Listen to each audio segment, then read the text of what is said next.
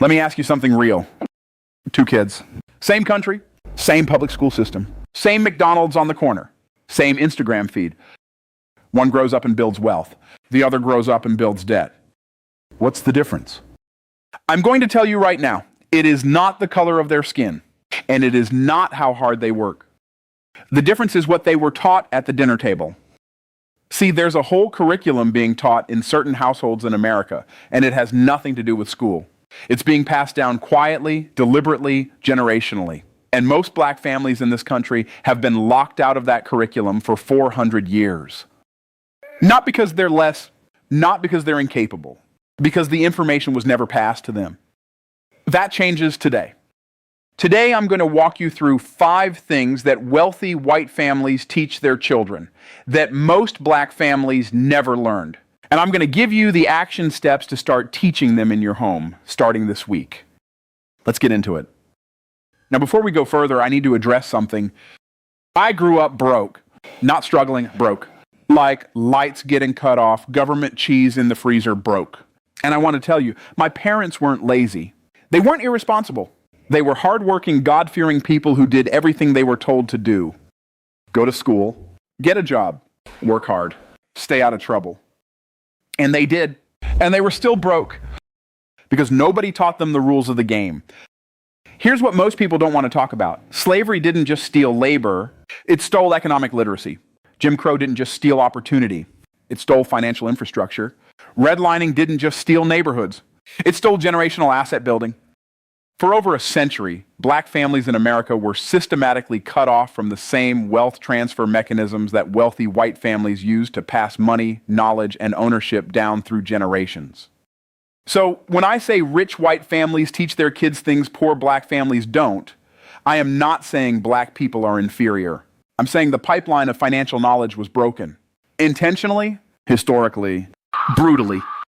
But here's the truth I need you to hear. You cannot teach what you were never taught.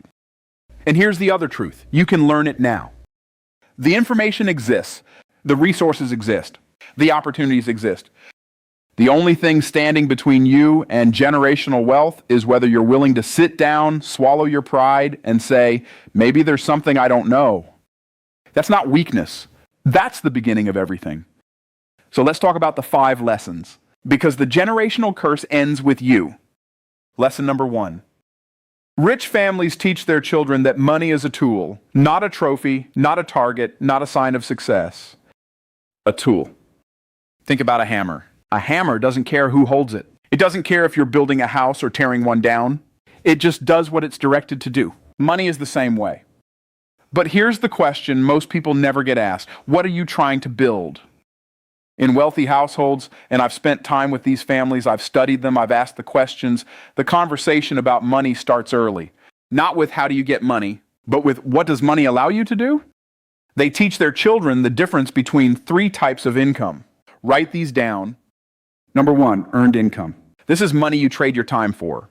You work an hour, you get paid for an hour. You stop working, you stop getting paid. This is W-2 income. This is how most of America earns. And it is the least powerful form of income in existence. Number 2, passive income. This is money that comes in whether you work or not. Rental income, royalties, business systems that run without you. This is the goal, to build streams that flow while you sleep. Number 3, portfolio income. This is money your money makes. Dividends, capital gains, interest on investments. This is the income of the wealthy because the wealthy have figured out how to put money to work so they don't have to. Now, here's what happens in households that are struggling. Money becomes emotional. Money becomes survival. Money becomes something you chase instead of something you direct. Don't talk about money, and it's rude. Money is the root of all evil, which, by the way, is a misquote. The Bible says the love of money is the root of all evil. Big difference. Save your money for a rainy day, which is important, yes, but saving alone has never made anyone wealthy. I had a woman come to me once, good woman, hardworking, making about $65,000 a year. She had $4,000 in savings and $34,000 in credit card debt. And she told me, Myron, I just need to make more money. No, you don't. You need to know what to do with the money you already make. See, the wealthy don't just earn more. They deploy differently. They understand that a dollar can either sit in a checking account losing value to inflation, or it can be planted somewhere that multiplies it. Lesson 1, money is a tool. Tools are only powerful when you know how to use them. Action step: before this week is over, sit down with your child, whatever age they are, and have this conversation. There are 3 kinds of income. Let me tell you what they are. That's it. Plant the seed. The tree will come later. Lesson number 2. Rich families teach their children the language of wealth, and the most important words in that language are 2: asset and liability. Now, you've heard Robert Kiyosaki talk about this in Rich Dad, Poor Dad, but here's what most people miss. Reading that book is not the same as living those principles. In wealthy households, asset versus liability isn't a concept from a book. It's how the family thinks. It's embedded in the way they talk about purchases, decisions, and life choices. So let me break it down simple. An asset is anything that puts money into your pocket. A liability is anything that takes money out of your pocket. That's it. That's the whole thing. Now let me ask you, is your house an asset? Most people say yes. Most financial advisors say yes. Most parents tell their children, buy a house, then it's the best investment you'll ever make. Here's the truth. If you're paying a mortgage, paying property taxes, paying insurance, paying for maintenance, and that house is not generating any income, it is a liability.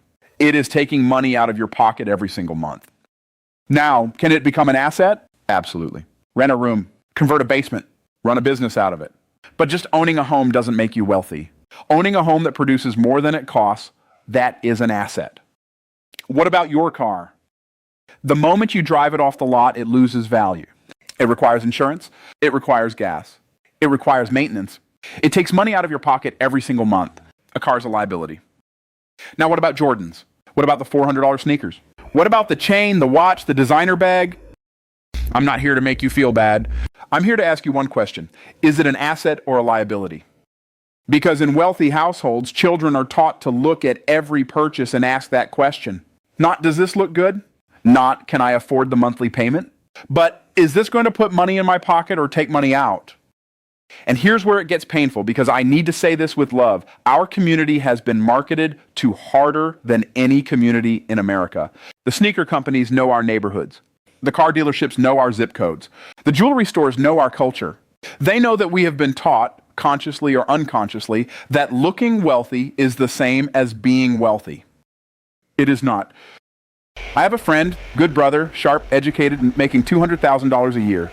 2 luxury cars. Designer everything. Nice apartment in a nice neighborhood. And his net worth is negative. He is technically broke. Because everything he earns leaves immediately. To the car payment, to the rent, to the credit cards, to the lifestyle. And I know another man, quiet guy, drives a used Toyota, lives in a modest house, makes $60,000 a year, but he owns 3 rental units, has $180,000 in a brokerage account, and adds to his net worth every single month. Who would you rather be? Income tells you how much you earn. Net worth tells you what you're actually worth. And the wealthy obsess over net worth, not income. Action step. Tonight, grab a piece of paper. Draw 2 columns. Label 1 assets and 1 liabilities. Put everything you own in one of those 2 columns. Not what you wish it was, what it actually is. That's your financial reality check. And then show your children the paper. Teach them to see the world through that lens. Lesson number 3. And this one right here might be the most important thing in this entire video. Rich families don't raise employees. They raise owners. Let me say that again. Wealthy white families and wealthy families of any race do not sit around the dinner table and say, I hope you find a good job one day. They say, what are you going to build? What are you going to own? The mindset is fundamentally different from the ground up. Now, I need to be careful here because I'm not saying employment is bad. There's nothing wrong with having a job. Jobs are fine. Jobs pay bills. Jobs are where many people start. But here's the brutal truth about employment. When you work for someone else, you are trading the best hours of your day to build someone else's dream. And the moment you become unnecessary, whether through automation, budget cuts, or corporate restructuring, that income disappears overnight. In wealthy households, children are exposed early to the concept of equity. They hear words like LLC, S corporation, trust, estate plan, generational transfer. They understand that wealth isn't just about what you earn, it's about what you own and what happens to that ownership when you die. Let me put some data on the table. According to the Federal Reserve Survey of Consumer Finances, the median white family in America has a net worth of approximately $188,000. The median black family, approximately $24,000. That is an 8-to-1 gap. Now, is that an income gap? Not entirely. Black Americans have made significant progress in education and income over the past few decades. That is an ownership gap. White families are far more likely to own businesses, real estate, stocks, and other wealth-producing assets that get passed to the next generation. Black families are far more likely to hold their wealth in depreciating assets or not hold wealth at all. And this isn't an accident. For decades, through explicit legal policy, Black Americans were blocked from home ownership, from business loans, from stock markets. The wealth-building mechanisms were locked, but they're not locked anymore, and that means the conversation has to change. Now let me bring in my faith for a moment, because some of you know this is how I operate. Proverbs 13:22 says, "A good man leaves an inheritance to his children's children." Notice what it does not say. It doesn't say leave a paycheck. It doesn't say leave a pension. It says leave an inheritance. That is an ownership word. That is an asset word. That is a generational transfer word. God's vision for his people was never wage dependency. It was stewardship. It was ownership. It was building something that outlasts you. And here's what breaks my heart. The Black church has preached prosperity for decades. We believe God wants us blessed. And I agree. God absolutely wants his people to prosper. But too often we've preached the promise without teaching the mechanism. You can believe in abundance all day long, but if you don't know how to structure a business, how to protect an asset, how to transfer wealth across generations, the blessing has nowhere to land. So what does this look like practically? When a wealthy child shows entrepreneurial interest, a lemonade stand, a lawn mowing business, a YouTube channel, the family doesn't just smile and say, "That's cute." They say, "Let's open a business account. Let's track revenue and expenses. Let's understand profit margin." They are running a school inside their home. What is the average Black household doing when a child shows that same entrepreneurial spark? Too often, nothing. Or worse, focus on school and get a good job. I'm not blaming parents. I'm saying we were not given this curriculum, but we have access to it now. Action step: if you have a child, go to your Secretary of State's website this week and look up how to form an LLC in your state. Most states it costs between $50 and $150. Start the conversation. Start teaching the vocabulary. Say the words equity, ownership, business structure. Let those words become normal in your home. Lesson number 4. Wealthy families teach their children how to think about risk. Poor families teach their children how to avoid risk. And the difference between those two things is the difference between generational wealth and generational poverty. Let me be very clear. I understand why Black families in America have developed risk aversion. When your grandparents lived through Jim Crow, when your parents lived through redlining, when your community has been burned literally and figuratively or by systems that were designed to work against you, of course you learn to play it safe. That is a survival mechanism. And it made sense for that season. But here's what I need you to understand. Playing it safe has never built wealth, ever, in the history of the world. And here's the deep irony. The people who are most afraid of risk are often the ones living the riskiest financial lives. Think about it. If 100% of your income comes from one employer, one person, one company, one paycheck, what happens if that one source disappears? You are one decision, one bad quarter, one corporate restructuring away from financial devastation. That is not safety. That is total vulnerability disguised as stability. In contrast, wealthy families teach their children that risk is not the enemy. Unmanaged risk is the enemy. The goal is not to avoid risk. The goal is to understand it, manage it, and use it strategically. They normalize entrepreneurial failure. When a kid's business idea doesn't work, the conversation isn't, "I told you so." The conversation is, "What did you learn? What would you do differently? What's the next move?" Failure is treated as data, not as identity, not as evidence that you're not good enough. In struggling households, and again, I say this with love, failure often gets interpreted as confirmation of the worst fears. See? That's why you don't take risks. See? That's why you hold on to what you have. And generation after generation, the risk aversion deepens and the wealth gap widens. I want you to hear me say this clearly. The most dangerous thing you can do in America today is bet everything on one paycheck from one employer. Entrepreneurship, investment, ownership, yes, these carry risk. But they also carry the possibility of exponential growth. A salary has a ceiling. A business does not. Action step: the next time your child fails at something, a grade, a sport, a business idea, a social situation, don't rescue them from the feeling. Sit with them in it. And then ask, what did you learn? What's your next move? Teach them that failure is a teacher, not a tombstone. Lesson number 5. And this one is short, but do not let that fool you.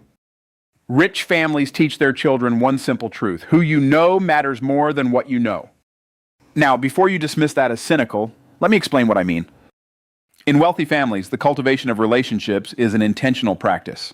It's not just about hanging out with people you like. It's about building access to people who have capital, knowledge, and opportunity.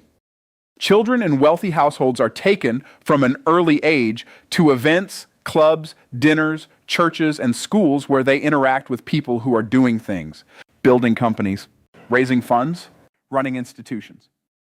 They are being introduced to networks of possibility, and those networks pay dividends for decades. Meanwhile, what happens in most underserved black communities?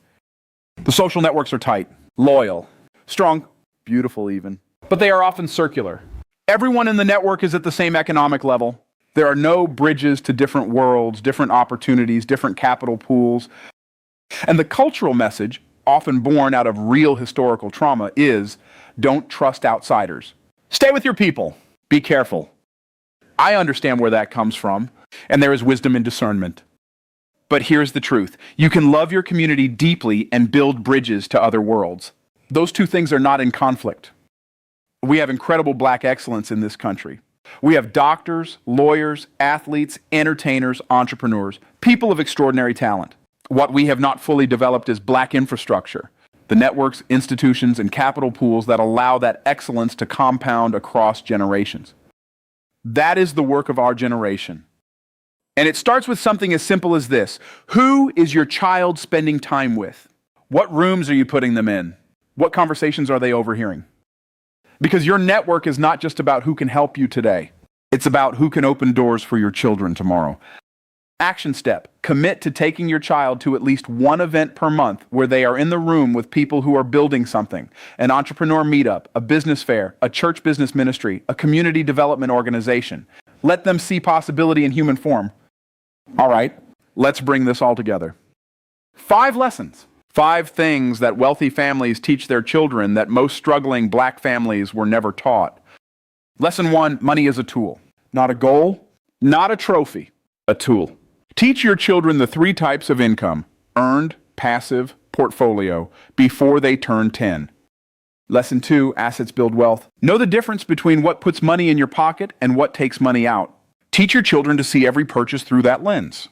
Build their financial vocabulary early. Lesson 3, own, don't just earn. The wealth gap in America is not primarily an income gap, and it is an ownership gap. Raise your children to think like owners, not employees. Teach them the words: equity, LLC, trust, legacy. Lesson 4, risk wisely.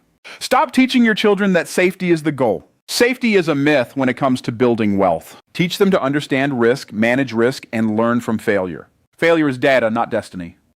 Lesson 5, build your network. Put your children in rooms where they can see what's possible. Exposure is the first step to aspiration. Aspiration is the first step to execution. Now, I want to say something to you directly. I know some of you are watching this and feeling a mix of things right now. Maybe inspiration. Maybe grief, grieving what wasn't passed to you. Maybe frustration at systems, at history, at parents who didn't know what they didn't know. Those feelings are valid. All of them. But here's what I need you to understand. You cannot afford to stay in that feeling. The world does not pause for your grief. Your children do not have time for your unprocessed trauma. The wealth gap does not close itself while we're having emotional conversations on social media. At some point, and I pray that point is today, you have to make a decision. Am I going to be the last link in a chain of poverty, or am I going to be the first link in a chain of generational wealth?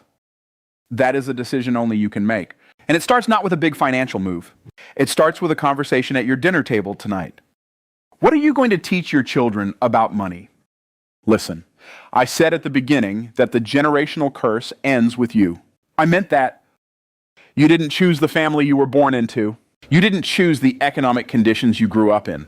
You didn't choose what you were or weren't taught about money. But you are choosing right now by watching this video, by staying till the end, by asking better questions. That is not small. That is everything. So here's what I need you to do. Share this video with one person in your family. Not a stranger, family. Someone who needs to hear this. Because information without distribution is just knowledge, and knowledge without action is just trivia. Drop a comment below and tell me which of these 5 lessons hit you hardest. I read every comment. Subscribe to Before You Die if you're serious about this, because next week we're talking about the 3 financial moves that black millionaires made in their 20s, and you do not want to miss it. I'm Myron Golden, and I'll see you in the next one.